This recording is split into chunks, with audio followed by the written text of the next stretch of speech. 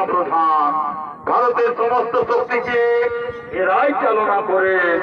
এরা কেউ পার্বত্য এলাকার, কেউ পাঞ্জাবি, কেউ বিহারি, কেউ মুসলমান, কেউ শিখ, কেউ খ্রিস্টান। ভারত যেমন সব জাতির মিলিত দেশ, তেমনি সৈন্যবাহিনীও তৈরি হয়েছে দেশ সব জাতির মিশ্রণে।